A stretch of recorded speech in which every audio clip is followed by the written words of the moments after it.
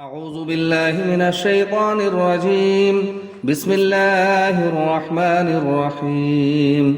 شروع کرتا ہوں اللہ کے نام سے جو بڑا مہربان نہایت رحم والا ہے۔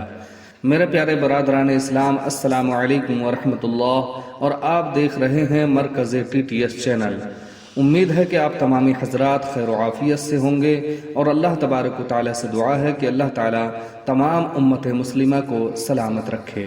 اور میں امید کرتا ہوں کہ آپ یہ جانتے ہوں گے کہ اچھی باتوں کو دوسروں تک پہنچانا بہت بڑا ثواب کا کام ہے۔ اگر آپ جانتے ہیں تو ہماری ویڈیو کی تھوڑی سی بھی باتیں آپ کو اگر کہیں سے بھی اچھی لگتی ہیں تو ثواب کی نیت سے دوسروں تک شیئر ضرور کر دینا۔ اور چینل پر نئے آئے ہیں اور اسی طرح کا کنٹینٹ دیکھنا پسند کرتے ہیں تو ہمارے چینل کو سبسکرائب کر لینا اور ساتھ میں بیل آئیکن والے بٹن کو بھی پریس کر دینا تاکہ ہماری اچھی آنے والی ویڈیو آپ تک پہنچ سکے اور آپ دین اور اسلام کی باتیں سن کر اپنے ایمان میں اضافہ کر سکیں۔ تو چلیے اپنی بات شروع کرتے ہیں۔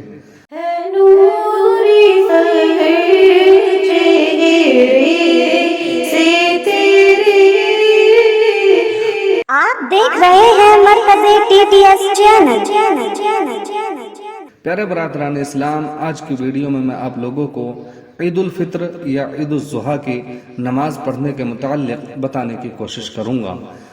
نماز پڑھنے کا مکمل طریقہ کہ کس طرح نماز پڑھتے ہیں اور نماز کے اندر کیا کیا چیزیں کس وقت پڑھی جاتی ہیں مکمل طریقے سے بتاؤں گا، اور انشاءاللہ یہ بھی بتانے کی کوشش کروں گا کہ اگر کسی کی ایک رکعت چھوٹ گئی تو وہ اپنی ایک رکعت پوری کیسے کرے گا، کیسے وہ اپنی نماز کو پوری کرے گا، اور اگر کسی کی 2 رکعت ہی چھوٹ گئی قاعدہ آخرہ میں اگر نماز میں شامل ہوا تو وہ اپنی 2 رکعتیں کیسے پوری کرے گا۔ مکمل طریقے سے ڈیٹیل کے ساتھ آپ کو ساری باتیں ساری چیزیں سمجھانے کی کوشش کروں گا۔ انشاءاللہ مجھے امید ہے کہ اس ویڈیو کے بعد آپ کو کسی دوسرے ویڈیو کی ضرورت نہیں پڑے گی۔ تو پیارے برادران اسلام، عید الفطر یا عید الاضحیٰ کی نماز پڑھنے کا طریقہ یہ ہے کہ جس طریقے سے ہم عام طور سے کوئی بھی نماز پڑھتے ہیں تو نماز کے لیے نیت کرتے ہیں، تو ہم عید الفطر کی بھی سب سے پہلے نیت کریں گے۔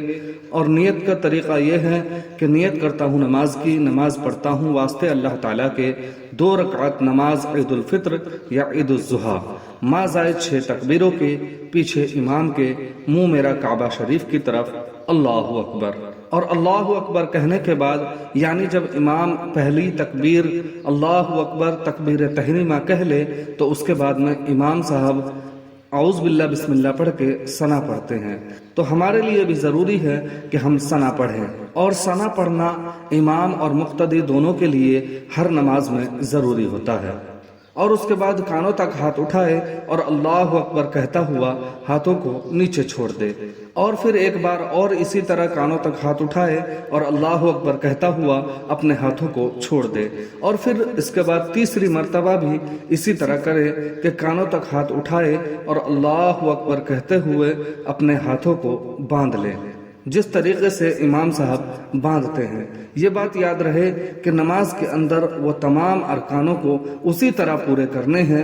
جس طرح امام صاحب کریں گے، لیکن یہ یاد رہے کہ جب امام صاحب قرات کریں تو خاموشی سے قرات سنیں۔ مقتدی کو قرات کرنے کی ضرورت نہیں ہے، نہ سورہ فاتحہ کی نہ کوئی اور سورہ کی۔ اور پہلی رکعت میں اب یہ ہماری 4 تکبیریں ہو گئیں۔ پہلی وہ تکبیر تحریمہ جو ہم نے نماز شروع کے لیے کہی تھی، اور اس کے بعد ہم نے 3 تکبیریں اور کہیں، تو اس سے پتہ یہ چلتا ہے کہ ہماری جو پہلی رکعت میں زائد تکبیریں جو ہوئی وہ 3 ہوئی۔ اور پھر ہم نے جب تیسری تکبیر کہنے کے بعد اپنے ہاتھ باندھے تو امام صاحب قرات کریں گے، اور قرات کے بعد میں اور پھر رکوع اور سجود کرنے کے بعد 1 رکعت پوری کر لیں گے، اور جب ہماری 1 رکعت پوری ہو جائے گی اللہ اکبر کہہ کر کھڑے ہوں گے تو سب سے پہلے امام صاحب قرات کریں گے، الحمد شریف اور سورہ پڑھیں گے، تو سورہ پڑھنے کے بعد پھر سے ہمیں 3 تکبیریں کہنی ہیں، اسی طریقے سے 3 تکبیریں کہنی ہیں جس طریقے سے ہم نے پہلی رکعت میں تکبیر تحریمہ یعنی پہلی تکبیر کے بعد ہم نے جو 3 تکبیریں کہی تھی، یعنی کانوں تک ہاتھ اٹھا کر اللہ اکبر کہتے ہوئے اپنے ہاتھوں کو چھوڑ دینا ہے، اور پھر چوتھی تکبیر کہتے ہوئے رکوع میں چلے جانا ہے، اور رکوع میں جانے کے بعد اسی طریقے سے جس طریقے سے ہم عام طور سے نماز پڑھتے ہیں उसी तरीके से हमें पूरी नमाज पढ़नी है, यानी हमें इमाम साहब के साथ ही सलाम फेरना है। तो इन तमाम चीज़ों से मालूम ये होता है कि ईद उल फित्र या ईद उल ज़ुहा की नमाज में 6 तकबीरें ज़ायद हैं।